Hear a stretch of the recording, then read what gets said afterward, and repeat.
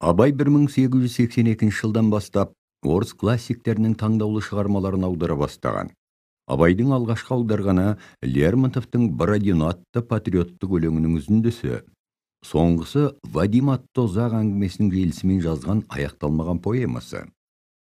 Зерттеуші ғалымдардың пікірінше, Абай аудармалары үш түрлі нұсқада көрінеді. Біріншісі дәлме-дәл аудармалар, қараңғы түнде тауға алғып, жалғы жалау жалтылдап, қонады бір күн жас бұлт, тағы басқа.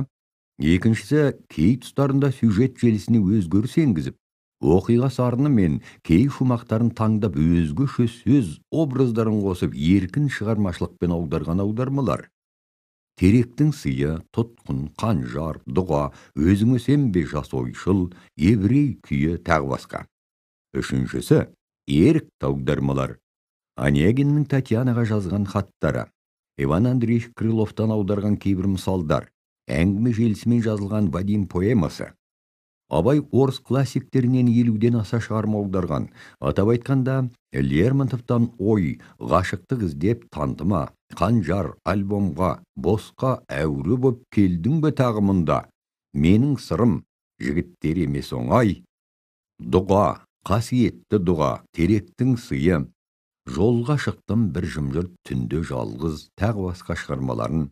Крыловтан мен көрдім ұзын қайын құлағанын өлеңін, және оннан аса мысал өлеңдерін, Пушкиннің Евгений Онегин романынан Онегин мен Татьяна хаттарын, Онегиннің сипатын, Татьяна сөзі, Ленский сөзі, Онегиннің өлердегі сөзін аударған. Мұнан өзге Иван Алексеевич Буниннен «Қорқытпа мені дауылдан», Яков Петрович Полонскийден «Жүректе көп қазына бар», бәрі жақсы өлеңдерін аударған. Және авторы белгісіз аударма «Қалқамай мен дөмей жүремін» көп өлеңі бар. Абай аудармаларында сөз таңдау, сөз құбылту тәсілдерін қазақ танымы мен салтына оңтайлы қолданады. Қаймақ еді көңілімде, бізге қаспақ болды жем. Сен жаралы жол бар сен, мен киіктің лағем. Сен шошыдың ғашығыңнан, өзге жаннан қамшы жеп. Болар еді қайнамасқа, мыс қазандай сорлы ішім. Тағы басқа сөз қолданыстары қазақ оқырманның жанына өте жақын.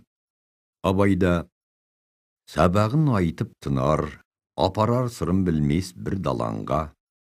Мен сынық жан, тасты жол, тағы басқа тәрізді мәтіндегі ойды жаңа сөздермен қамтитын тұстарда кездеседі.